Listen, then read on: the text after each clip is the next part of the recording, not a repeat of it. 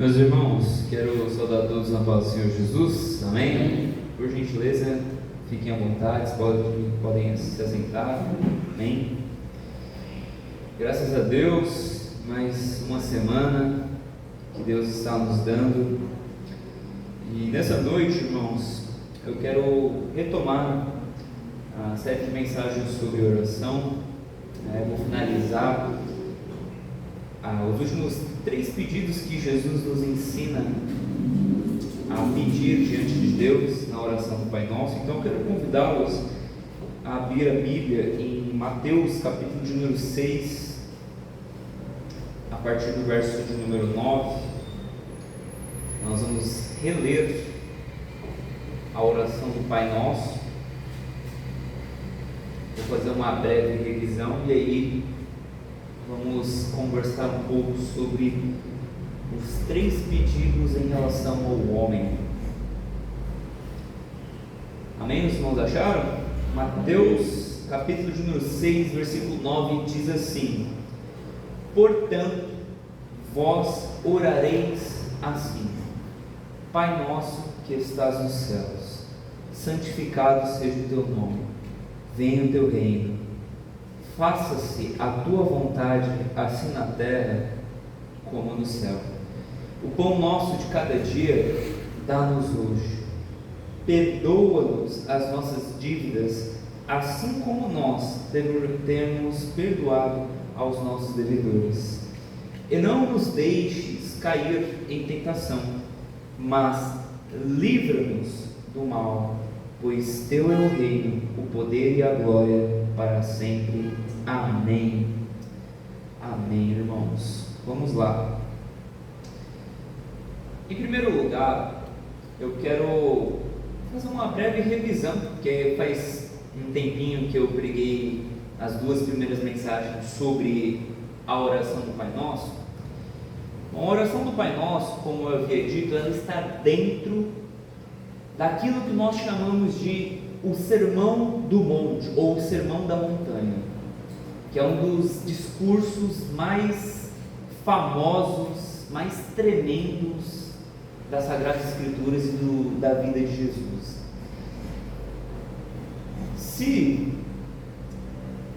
Gosto da comparação do Martyn Lloyd-Jones, né? Se o Sermão do Monte é o Monte Everest, a oração do Pai Nosso é como se fosse o pico, o ponto mais alto do Monte Everest. A oração do Pai Nosso é o ponto mais alto do Sermão do Monte. É como se Jesus ele trouxesse aquilo que há de mais sublime. E como nós podemos entender, essa oração ela é uma oração muito completa. Não tem nada que nós possamos adicionar ou nada que nós deveríamos retirar dessa oração, porque aqui Jesus nos ensinou exatamente, perfeitamente, como nós devemos estar e nos apresentar diante do Pai. Amém? Outra coisa que eu acredito que vale a pena lembrar é que essa oração, ela também foi ensinada em resposta a um pedido dos discípulos.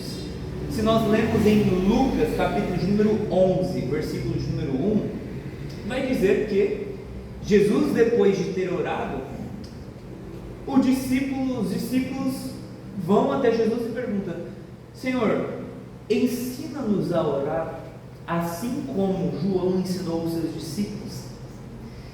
Então, é como se os discípulos pensassem: poxa, Jesus, ele ora o tempo inteiro. Ele ora no deserto, ele ora nos montes, ele ora nas sinagogas, ele ora à beira do mar, ele ora no caminho. Jesus está constantemente falando com o Pai. O que Jesus tanto fala com o Pai? O que Jesus tanto fala com Deus? Eles queriam descobrir qual que é o segredo de orar tanto. O que nós devemos nos apresentar diante de Deus? E aí Jesus dá o esboço, dá o modelo, o script, o roteiro de como nós devemos orar a Deus. E aí ele ensina a oração do Pai Nosso. A oração do Pai Nosso, novamente, ela é dividida em 3 pedidos em relação a Deus e a sua glória, e 3 pedidos em relação ao homem e às suas necessidades. 3 ou 4, né? Tem uma certa divisão, mas acredito eu que são 3 pedidos, tá? Depois eu explico melhor. Mas, vamos lá, vamos nos atentar a esse ponto. A oração do Pai Nosso é importante nós sempre observarmos o que pedir, como a ordem em que esses pedidos são feitos.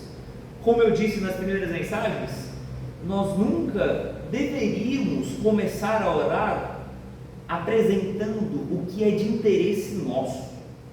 Não deveríamos nos achegar diante de Deus tão atribulados, com a mente tão centrada em nós mesmos, as nossas preocupações, as nossas aflições, ao ponto de esquecermos das coisas de Deus. Jesus nos ensina que antes da gente pedir para nós deveríamos pedir para Deus. Nas palavras de Dietrich Bonhoeffer, não importa o que nós queremos orar, o que importa é pelo que Deus quer ser invocado.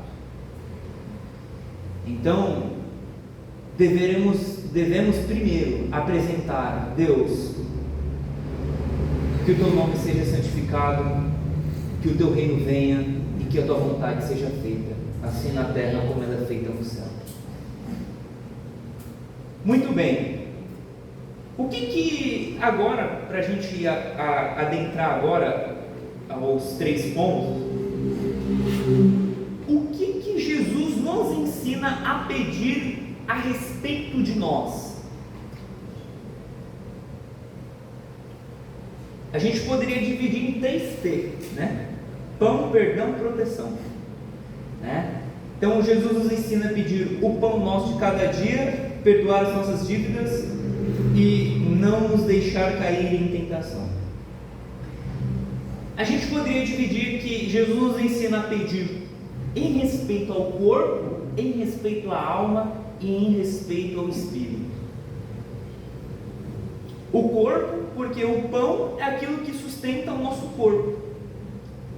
Em relação à alma, a nossa alma precisa de perdão. A nossa consciência precisa ser absolvida dos pecados. E em relação ao espírito, porque o espírito é aquilo que nos liga, nos conecta a Deus, e portanto, nós precisamos de pedir a Deus que nos proteja do mal e de qualquer coisa que venha nos afastar de Deus. Só que existe uma outra divisão que também a gente poderia colocar nessa oração aqui. Nós devemos pedir pelo momento presente, pão nosso de cada dia nos dai hoje, orar pelo presente. Perdoa as nossas dívidas assim como nós perdoamos os nossos devedores. Ou seja, as nossas dívidas, os nossos pecados são coisas que a gente cometeu no passado, que a gente cometeu em outro tempo, em outra esfera temporal. E deveríamos pedir pelo futuro, e não nos deixe cair, ou não nos conduza à tentação. Em relação ao futuro, resumidamente, o que tudo isso significa, igreja? Significa que Jesus, ele nos convida a apresentar a totalidade do ser humano diante de Deus. Você tem que descortinar a sua vida, colocar tudo diante de Deus. Você tem que colocar o seu corpo, a sua alma, o seu espírito, o seu passado, o seu presente, o seu futuro. Tudo tem que estar diante de Deus. Amém. Então, a gente não pode dizer para Jesus que ele esqueceu de alguma coisa. Muito pelo contrário, Jesus colocou tudo. Vamos lá. Dito tudo isso, o que diz? Pão nosso de cada dia nos dai hoje. O pão, nós não deveríamos entender. É o meu? O seu está no seu coração. Ah, tá. Yeah. É mais o seu. O pão nós não deveríamos entender apenas como questão alimentar ou uma questão de nutrição. Nós deveríamos pensar no pão como o sustento para estarmos vivos. A ideia do pão é tudo o que nós precisamos para continuar existindo, subsistindo nessa terra. E por que eu acredito que Jesus começou com o corpo? Porque o corpo é aquilo sobre o qual se assenta o espírito e a alma. É claro que, em primeiro lugar, nós somos espíritos. Tem um teólogo jesuíta, que eu não consigo nem pronunciar o nome dele, acho que é Chardin, não lembro o nome, eu não sei como pronunciar, que ele diz que nós não somos seres humanos tendo uma experiência espiritual, nós somos seres espirituais tendo uma experiência humana. Nós somos primeiro espírito. Só que o espírito ele habita o corpo, então, portanto, Jesus nos ensina a pedir para aquilo que nutre, sustenta e mantém a nossa existência, que é o corpo. Mas vamos observar o seguinte: alguns teólogos no passado, na igreja primitiva, eles não acreditavam que o pão significava isso. Eles acreditavam que o pão poderia ser Jesus. Jesus diz em João 6,35: eu sou o pão da vida. Eles acreditavam que o pão poderia ser a palavra, que Jesus diz em Mateus 4,4: não só de pão viverá o homem, mas de toda a palavra que sai da boca de Deus. Ou seja, eles não acreditavam que o pão era o pão mesmo. Por que eles não acreditavam? Olha o raciocínio deles. Jesus ele ensina a gente a pedir coisas tão sublimes e tão grandiosas, orar pelo santo nome de Jesus, pela vontade dele, pelo reino de Deus. Agora você acha que Deus vai se importar com uma coisa tão pequena quanto o pão? Parece que Jesus decaiu o nível, né? Estava pedindo por coisas tão excelsas, tão sublimes, e agora ele está pedindo por pão. Mas na verdade, eu acho que isso é o que torna essa oração tão maravilhosa, porque Jesus nos ensina a pedir por coisas tão excelsas e sublimes, mas Ele nos mostra que Deus se importa até com os pequenos detalhes da nossa vida, até com o pão de cada dia.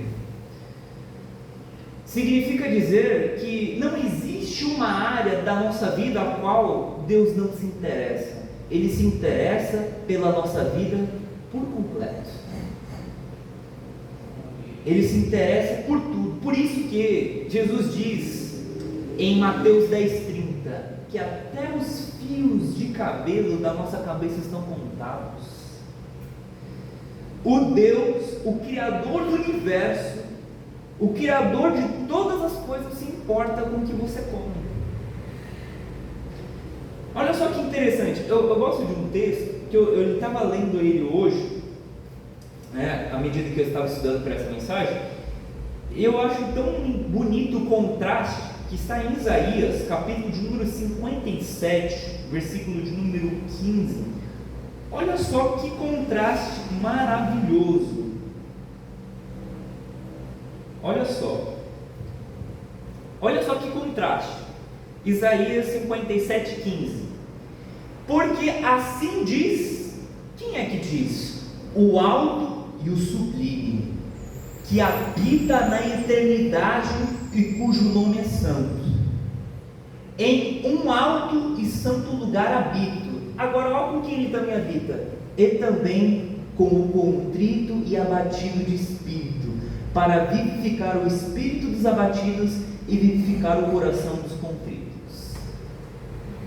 Olha só, Deus que é o santo, sublime, o eterno, o transcendente, que não depende de nada e ninguém, ele está falando: olha, mesmo eu sendo tudo isso, eu moro naquele que tem o coração quebrantado e contrito. Amém. Para você ver que Deus, ele se interessa, ele se importa conosco. Amém. Com cada ponto, com cada detalhe, com o que nós nos vestimos, com o que nós comemos, com o que nós fazemos. No próprio Sermão do Monte, em Mateus 6, Jesus ele diz assim: olhai para as aves no campo, elas não semeiam, não cegam, contudo vosso Pai as alimenta. Você acha que o Pai não vai te alimentar também? Olhe para os lírios do campo. E ele compara: nem Salomão em toda a sua glória se vestiu como dele. Você acha que Jesus não vai preparar coisas para você se vestir também? Essa oração é um convite para nós confiarmos em Deus, de que Ele se interessa e se importa e há de cuidar de cada detalhe da nossa vida. Amém? Amém. Muito bem. Só que tem um ponto muito importante aqui. Jesus ele coloca o pão nosso. E aqui é bom reenfatizar que Jesus ele não nos ensinou uma oração egoísta. Jesus ele não quer que nós pensemos apenas em nós. Em todo momento, em todo o ensino da oração do Pai Nosso, Jesus está fazendo com que nós venhamos pensar no próximo. O pão não é meu, o Pai não é meu, o perdão não é meu. O Pai, Ele é nosso, o pão, Ele é nosso. O perdão não é para mim apenas, perdoa as nossas dívidas. Então, portanto, quem ora o Pai Nosso, se oferece a ir para o próximo, a ir em direção ao outro.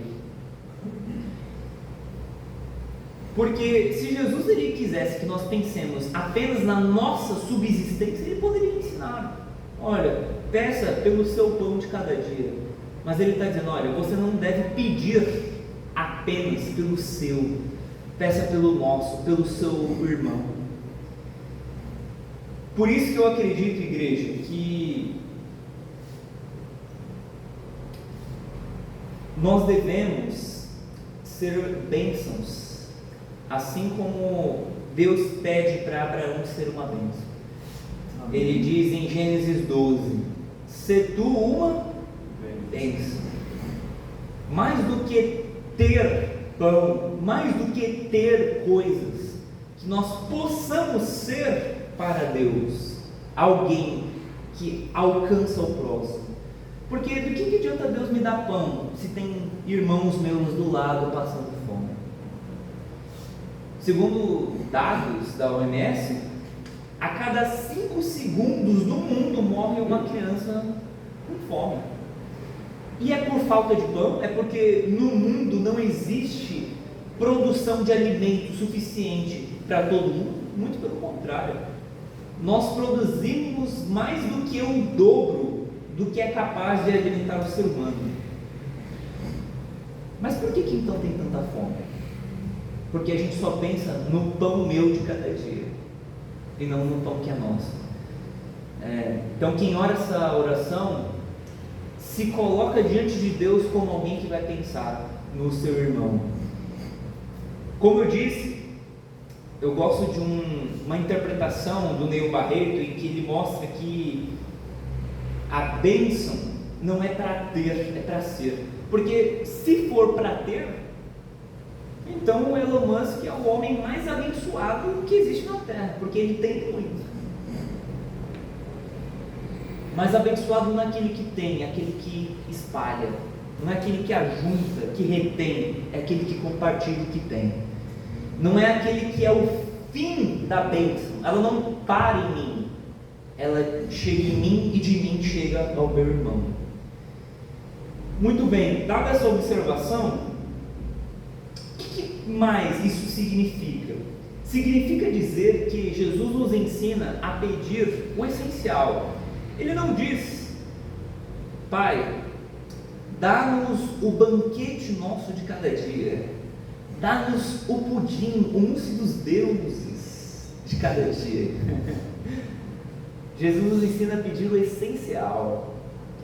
Significa dizer que Deus não pode dar coisas a mais para nós, o extra. Ele não pode dar o pudim? Ele pode, mas não é o que é prometido. O que é prometido a nós é o pão de cada dia. Em outro ponto também, né? Outra observação. Quem ora o Pai Nosso não é para ser também uma oração de um vagabundo, né? Deus, prepara o pão de cada dia aí, tá bom? E aí eu vou ficar aqui descansando um pouco, Deus vai preparar. Muito pelo contrário. Eu oro a Deus para que o pão venha, para que eu tenha existência, e na minha existência eu venha fazer alguma coisa com a minha existência. Eu oro a Deus para que Ele me dê capacidades físicas, intelectuais e emocionais para trabalhar, produzir, servir e ser bênção, e não para eu ficar o dia todo. É como diz o trocadilho, né? É oração, orar e ação. Então não é para eu ficar parado. E bom, por último, o último ponto sobre esse pedido é: Jesus nos convida a vivermos descansados, tranquilos, serenos, debaixo da confiança de Deus, porque Ele diz: o pão nosso de cada dia nos dá hoje. Ele não quer que nós venhamos viver ansiosos, pensando no pão do dia 30, do pão do dia 14, do pão do mês que vem. Jesus, Ele não quer que a gente fique pensando, elucubrando, se preocupando com tantas outras coisas. Ele diz: olha, tem para hoje? Então agradeça a Deus, porque eu estou provendo, eu estou sustentando. Você deve pensar no hoje, pensa no hoje, no agora. Eu tenho te sustentado agora. E é isso que a gente deve buscar em Deus, uma confiança tal, para que, embora não tenha para depois de amanhã, ou depois de outras semanas, nós vamos descansar sabendo que o Deus que proveu para hoje, vai prover para amanhã também. Amém. É como o maná que Deus dava ao povo de Israel. O maná, ele não servia para outros dias. Se não fosse comido no mesmo dia, estragava, apodrecia. Se você tentasse estocar, guardar, estragava. Então, portanto, Deus, Ele quer que nós peçamos para o hoje. Bom, agora vamos para o segundo pedido em relação a nós. Ele diz: perdoa as nossas dívidas, assim como nós perdoamos aos nossos devedores.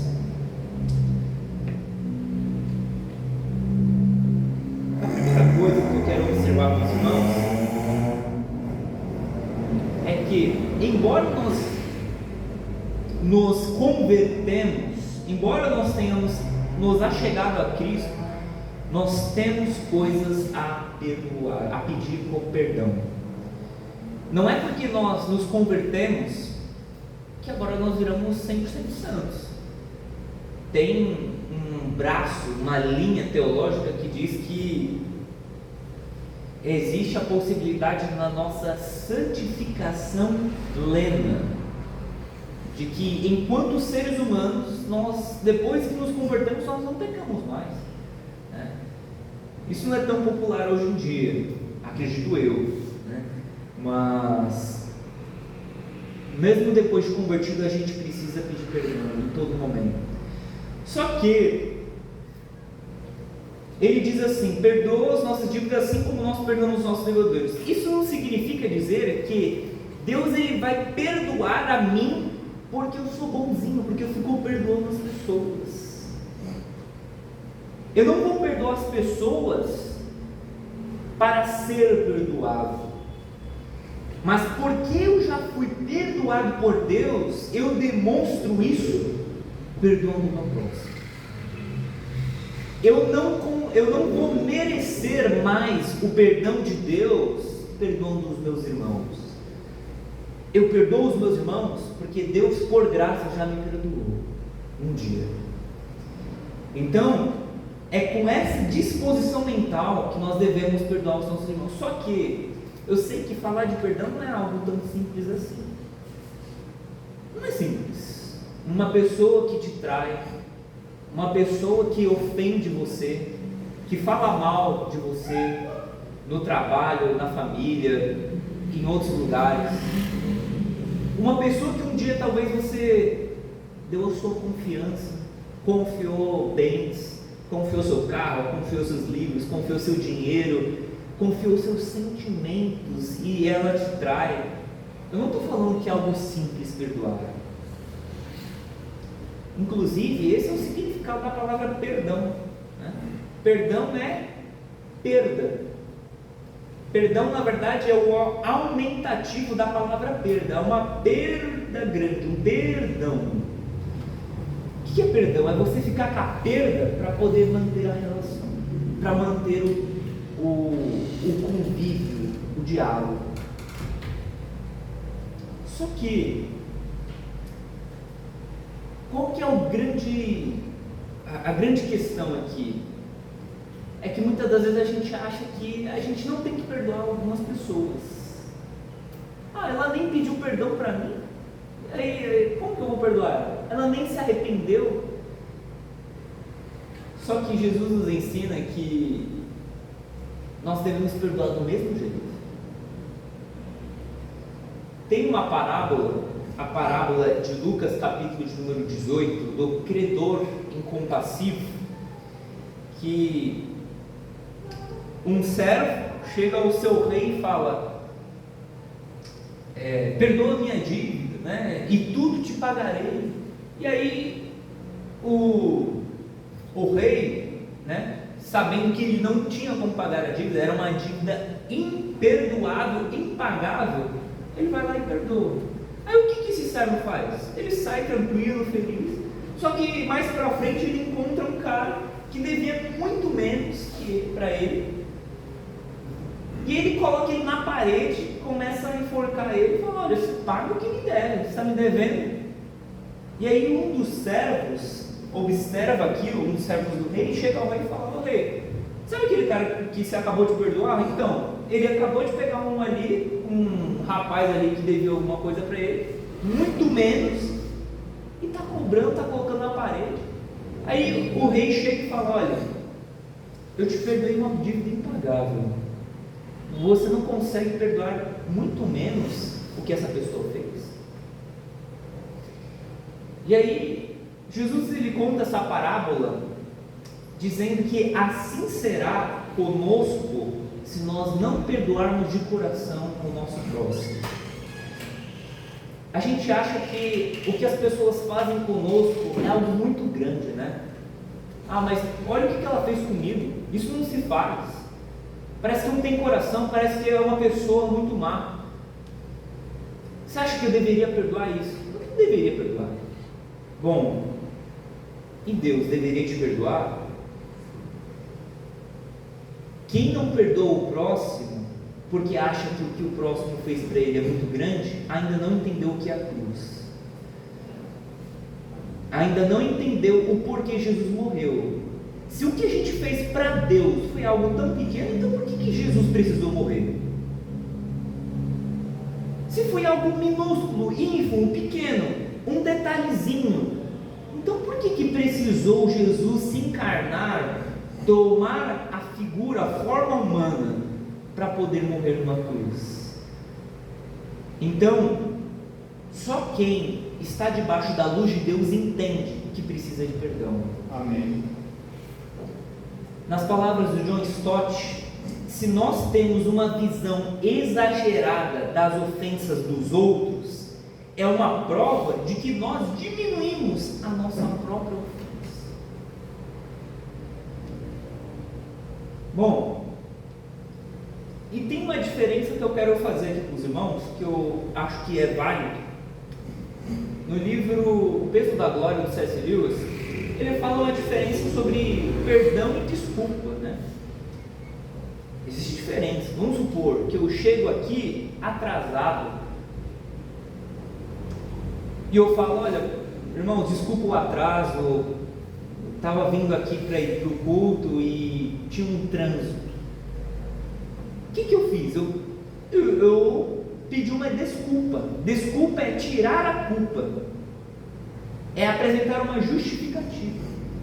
Só que para Deus não tem como nós apresentarmos desculpas. Nós não devemos pedir desculpas para Deus.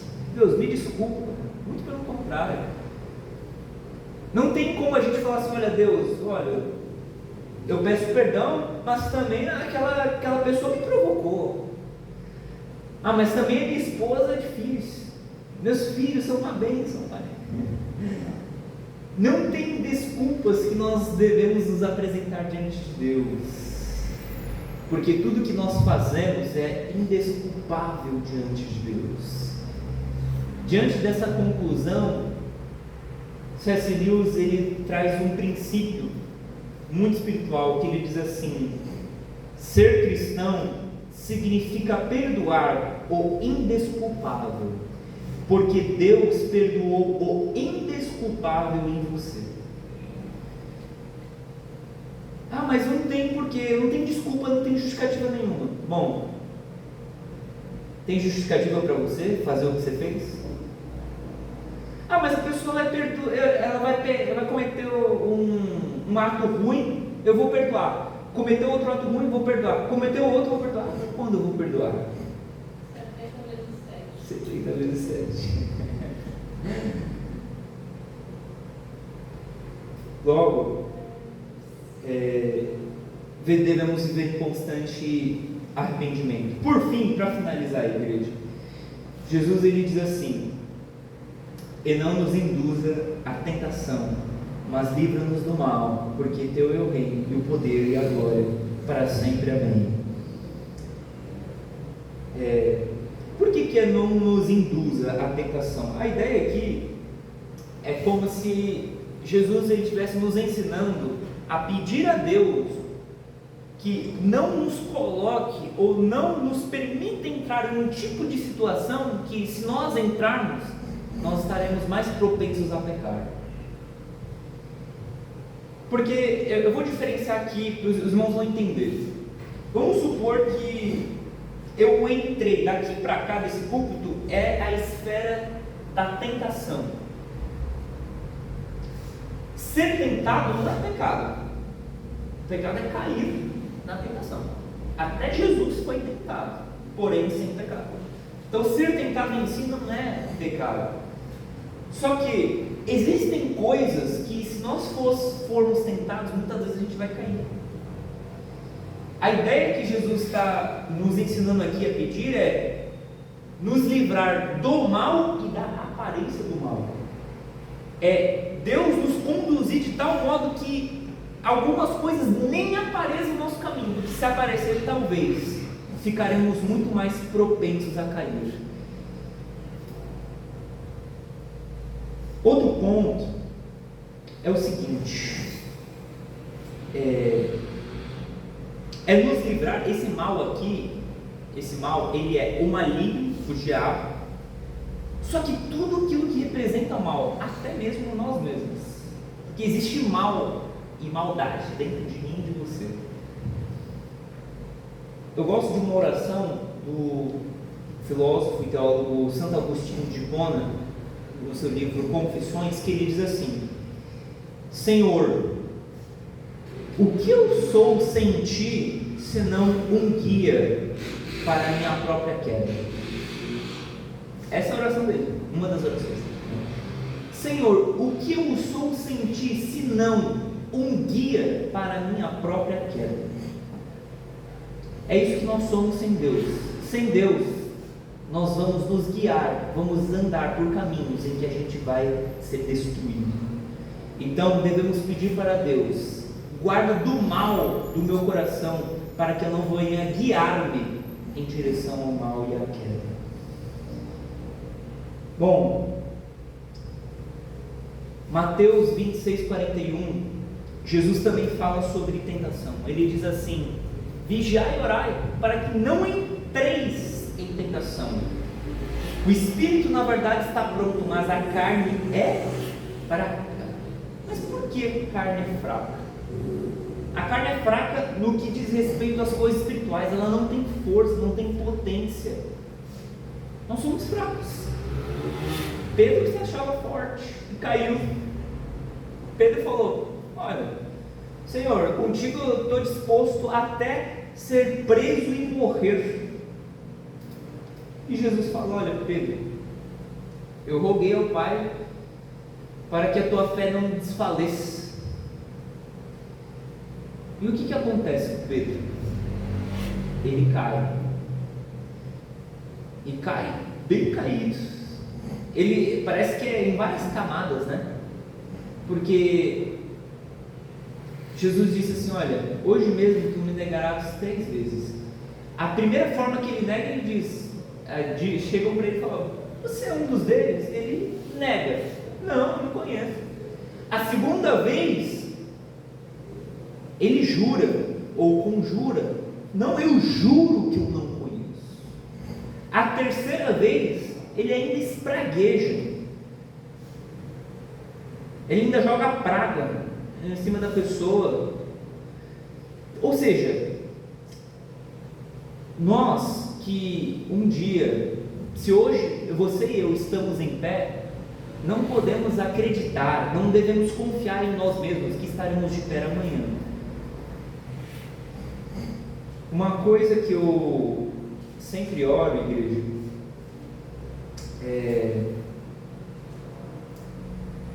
é pedindo a Deus para que eu não venha cair da fé ou cair de maneira que eu não possa me levantar. Eu vejo muitas das minhas referências em termos de pregação, em termos de pastoreio, inclusive recentemente, esse foi esse ano, saiu uma notícia de um teólogo chamado Philip Yancey, ou Philip Russell, que, assim, ele havia tido um caso extraconjugal durante 8 anos, e a gente fica pensando, né, o que aconteceu, o que acontece? O ser humano, ele comete erros, ele cai da fé. É por isso que Deus, por meio de Paulo, nos ensina em 1 Coríntios, capítulo 10, versículo de número 12 e 13: aquele, pois, que está em pé, olhe para que não caia.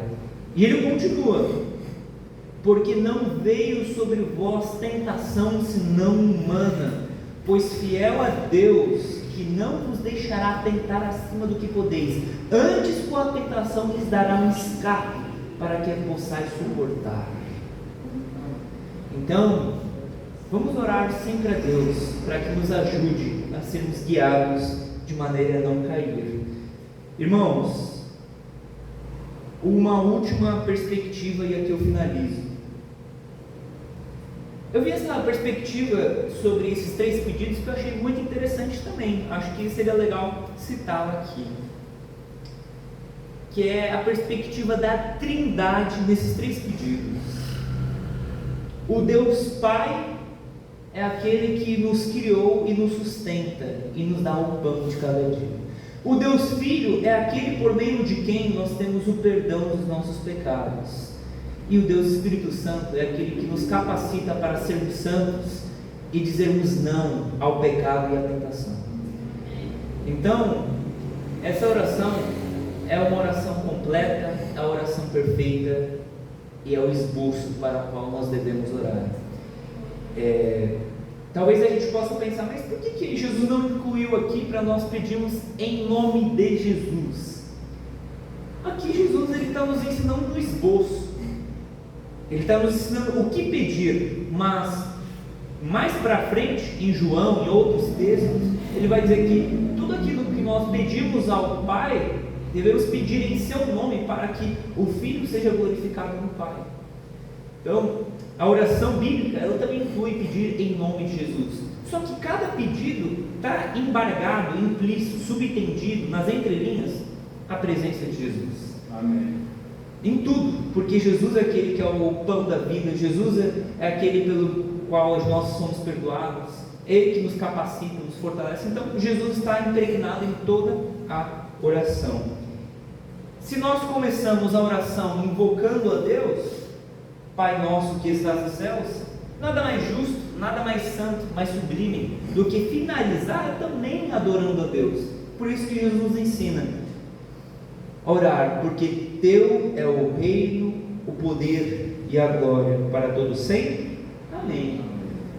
adorar ao iniciar e adorar ao finalizar, porque isso é a razão pela qual nós somos criados, adorar a Deus. Amém?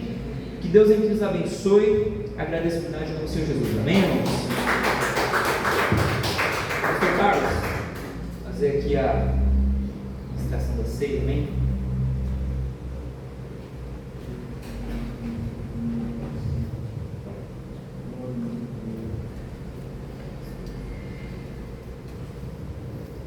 Pode sim, igreja.